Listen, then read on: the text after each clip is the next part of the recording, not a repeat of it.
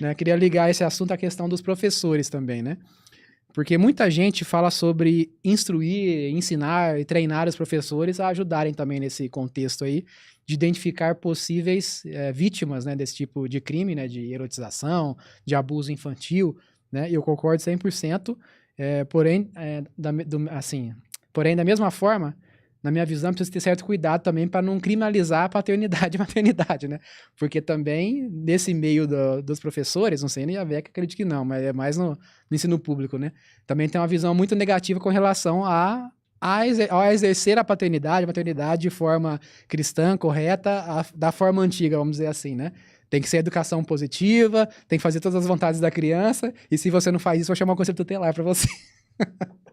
Como que você enxerga esse dilema aí, né, da questão dos professores estarem sim auxiliando, ajudando a identificar as vítimas, mas ao mesmo tempo também não criminalizar os pais? Eu acho que o dilema nasce quando você está precisando delegar parte da educação dos seus filhos para uma instituição que não partilha da mesma visão de mundo que você.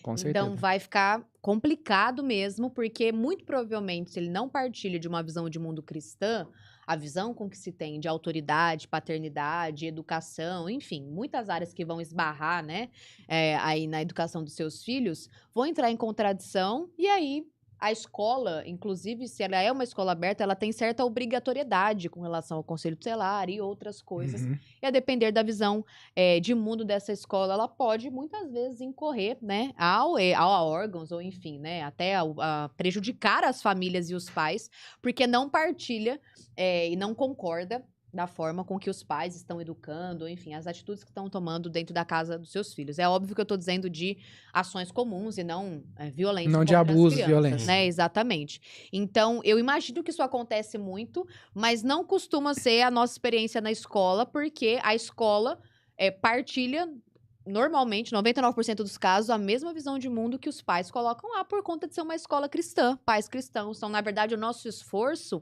é que o pai e a mãe exerça paternidade e maternidade. Na Uhum. maior parte das vezes, o que nós dizemos às crianças é: nós só podemos ir até aqui. Eu vou precisar ligar pro seu pai, ele vai precisar vir aqui agora, porque isso não é mais a nossa alçada e nós não vamos nos propor a resolver sozinhos, né? E muitas vezes eles choram: não, por favor, né? Não liga pro meu pai, não liga pra minha mãe. Sempre tem. E a gente sempre fala, eu sempre digo isso muitas e muitas vezes enquanto diretora, eu não posso fazer isso, eu não posso ficar com essa informação. E eu tô fazendo isso por amor a você, mas por mais que você chore, por mais que você não goste, eu não posso me responsabilizar por isso que aconteceu aqui. Se é um desvio de caráter, uma situação, Uhum. né, mais relevante, séria, eu vou precisar acionar os pais. Então, assim, numa perspectiva cristã, na verdade, os pais são frequentemente convidados para um contexto escolar. Por favor, venha até aqui, Uhum. porque a nossa ação é limitada e comissionada pela autoridade que é deles. Agora, em outro contexto, é exatamente o oposto, né? Quanto mais longe, né, e menos interventores os pais forem, melhor, né? Porque a gente consegue fazer o nosso trabalho aqui, vocês lá. E cria-se a impressão de que escola ensina, pais educam, né? Então, assim, é um slogan bem legal, seria o ideal, mas não é o que acontece de fato. Quem está ensinando está ao mesmo tempo educando. Não se conversa com os seus filhos somente sobre conteúdos e disciplinas. E ainda que conversem, conversam a partir de um ponto de partida, de algo que é verdade, que é mentira, que é bom e que é ruim. Então não tem como os pais se enganarem, né, dizendo: "Não, eu fico tranquilo de colocar no ambiente secular, né, não me preocupo, porque eles estão ensinando só conteúdos". Primeiro, eles não estão ensinando só conteúdos, né, para começar. E quando estão ensinando conteúdos a partir de uma visão de mundo, que provavelmente não é igual à sua, uma visão materialista, uma visão hedonista, enfim, humanista principalmente. Então, é uma série de outras visões de mundo e que tudo isso está sendo incutido na mente dos seus filhos 4 ou 5, 6 horas por dia, enquanto você o vê no final do dia, do jantar para o banho, mediado ainda com o celular de pelo menos meia hora, 40 minutos. Então, assim, vai ser difícil depois, né, competir com isso. Tem até aquela frase, né? Você entrega os seus filhos a Roma e se surpreendem quando eles voltam como romanos, né? Eles vão voltar exatamente Verdade. assim, né? Porque estão sendo educados para isso. Então, assim, os professores têm essa função. Eu não acho que os professores têm o dever de educar sexualmente. isso é dever dos pais, né? Falando de educação sexual propriamente dita. Mas se você entende que ele passa um bom período com a criança, em algum momento, apesar de não ser sua responsabilidade primordial, ele pode esbarrar com essa questão, ao levar ao banheiro, ao precisar abordar algum assunto que aconteceu ali. Então, se caso for necessário intervir, que seja a partir da sua visão de mundo, né? Ela não precisa inaugurar o assunto com a sua criança, nem, né, vamos dizer assim, se responsabilizar pelo ensino desta área da vida, mas em algum momento ela vai precisar falar algo a respeito. Porque o convívio diário com crianças e adolescentes por 4, 5 horas por dia, o assunto vai surgir em algum momento, com criança e com adolescentes também. De alguma forma, ele vai precisar se posicionar. O posicionamento dele é educar.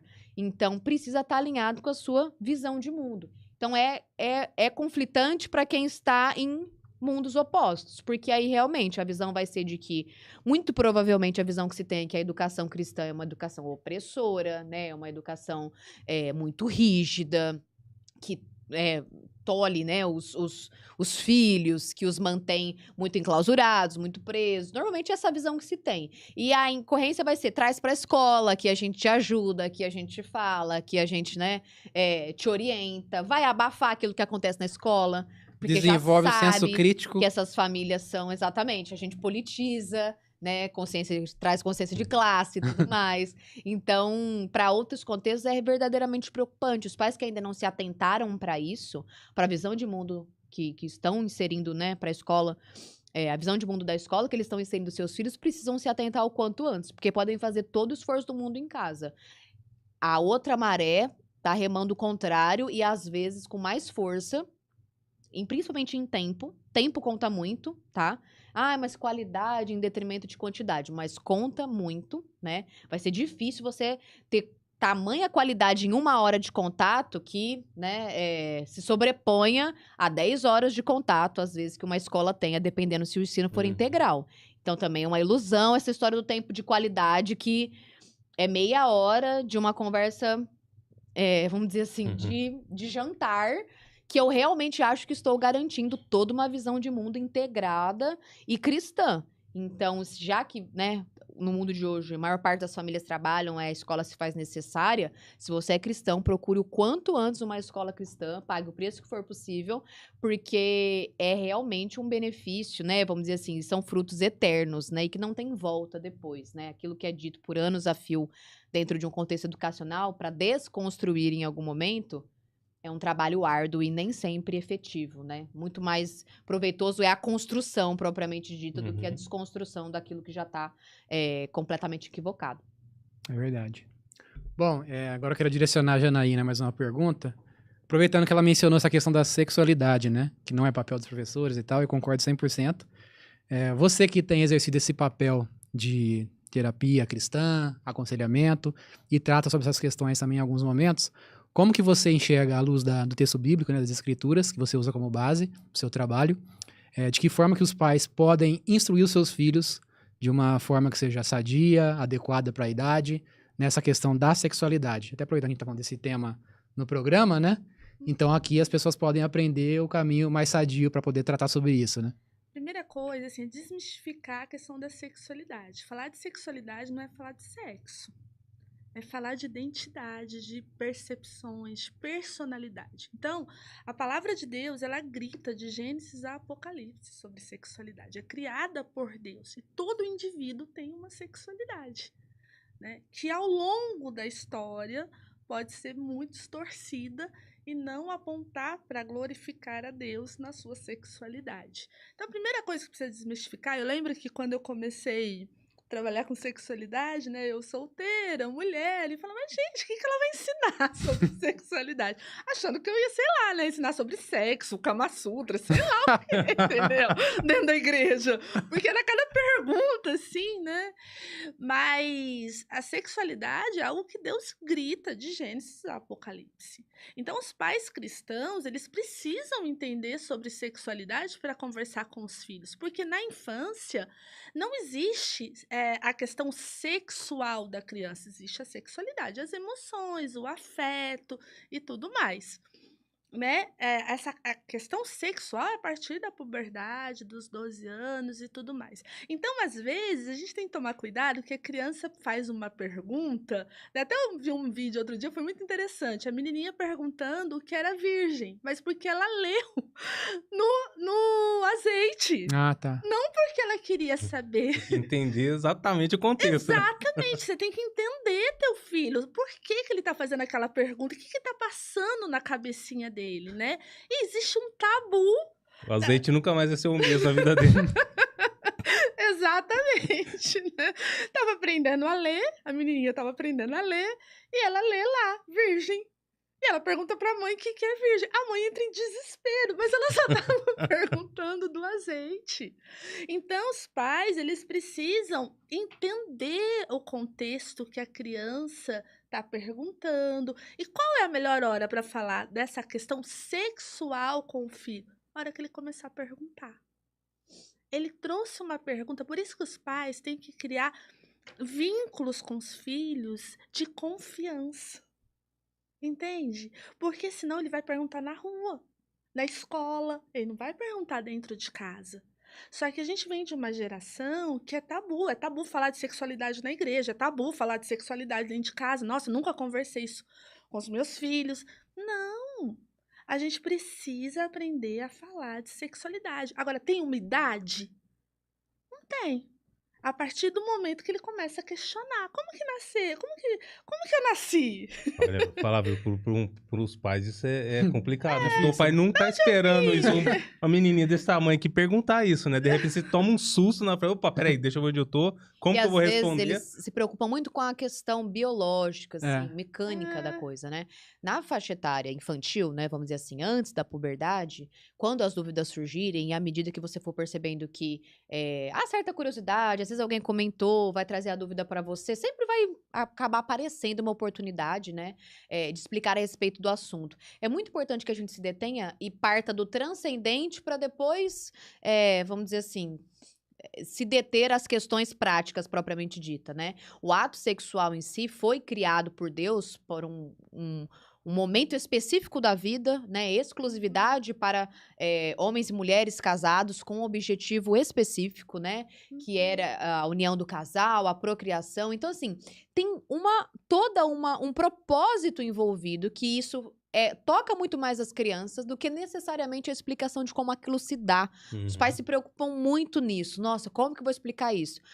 Na educação infantil, você não precisa explicar como, necessariamente. Não se preocupe, ele vai, em algum momento, entender a respeito do como, né? Se preocupe em mostrar o propósito da sua própria identidade. Isso é muito importante enquanto educação infantil, né? O que a torna menina. Deus a fez menina por conta disso e daquilo. Essas são as partes do corpo de uma menina. Então, isso tudo é muito a ser trabalhado, forjado na educação infantil. Pode ser que surja o assunto, né? De onde veio os bebês, normalmente aparece. Você vai precisar falar a respeito disso. Mas, enquanto crianças, né? Se preocupe em dizer sempre a verdade com adequação à idade. Sempre a verdade. Nada de cegonha que trouxe numa bolsinha, deixou na porta de casa. Não tem a menor necessidade de incorrer isso, porque quando ele souber a verdade, não vai mais confiar em você, né? Que em um outro momento contou uma outra história que não tinha nada a ver com aquilo. Então é sempre a verdade, mas é a verdade com adequação à idade. É a verdade que cabe no momento, né? Primeiro, devolvendo a pergunta, como ela muito bem mencionou, muitas vezes não é aquilo que você imagina, né? Muitas crianças falam assim: eu tô namorando o João. Aí você fala assim: mas o que é namorar pra você? É porque eu gosto de fazer a lição com ele. Não, meu amor, isso é ser muito amigo do João, não é namorar. Às vezes você já vem com uma, né? Então você não tem idade pra namorar. Ela não tá sabendo nem exatamente como ela quer dizer que ele é especial, né? Que é um amigo mais próximo, alguém que ela gosta mais. Acontece com virgem, acontece com placa, às vezes, né? Vai no banheiro, sexo masculino, sexo feminino. Se você já surgiu a dúvida, né? E você já se preocupar em tecer todos os detalhes a respeito do assunto, você vai muitas vezes meter o pé pelas mãos. Devolve a pergunta, né? Sabe até onde ela já foi pra você ficar só naquela zona. Então, assim, onde você ouviu falar isso? Uma pessoa da escola que falou. Mas falou o quê? Do que vocês estavam conversando? A gente estava conversando daquilo, ela falou que a mãe dela fez não sei o quê. Você vai tendo uma noção do quanto ela já sabe, e aí você conserta, né, apara as arestas ali, dentro daquilo que ela já teve acesso. Então, isso é a postura dos pais que estão atentos, em primeiro lugar, né? Os filhos procuram eles para fazerem perguntas, eles têm oportunidade para conversarem, não estão sempre entretidos com outras coisas. Eles têm tempo de mesa, dentro do carro, e conversando. É nesse momento que as perguntas vão surgir. Então, os pais estão atentos e também estão preparados, porque não precisa ser tudo improviso, né? Existe hoje um arsenal de materiais, livros, documentos, profissionais, especialistas, podcasts, enfim, inúmeras pessoas que podem te ajudar a se preparar para este momento. E quando vir a acontecer, você sabe, devolve as perguntas, segue até mais ou menos esse caminho. Poxa, ainda fiquei na dúvida, entre em contato com uma amiga, uma pessoa que eu sei que tá mais por dentro, né? Uma pessoa mais experiente. Isso se perdeu, mas é muito importante consultar aqueles que são mais experientes e são experimentados na vida, tiveram sucesso, tiveram bons frutos na criação dos filhos, para que você não faça tudo por improviso, desespero e às vezes no desejo de inaugurar o assunto, ser o primeiro a falar disso com seu filho, acabe, na verdade, né, antecipando as coisas e até distorcendo se você se embananar, né, ali um pouco, porque às vezes os pais ficam meio, né, pode acabar até você distorcendo as coisas por ânsia de querer, né, explicar tudo de uma vez. Isso é uma questão, às vezes, tão grande pra você que você já quer logo, nossa, não vê a hora, né, de sentar e põe um em cada lado da mesa, né, hoje vou te dar uma aula de como a vida funciona. Isso normalmente mais afasta, né, os pré-adolescentes e adolescentes do que necessariamente aproxima. É nessa construção de vínculo, né, que ela mencionou muito bem, que essas conversas vão se dando e até de maneira mais natural do que você imagina. Agora, se não tem conversa, não tem contato, você nem tem noção do quanto ela está inteirada, né, vamos dizer assim, o seu filho, sua filha, do assunto ou não, muito provavelmente você pode correr o risco de ser ou omisso ou exagerado nas conversas que vou ter a respeito disso, né? Muito bom. É verdade.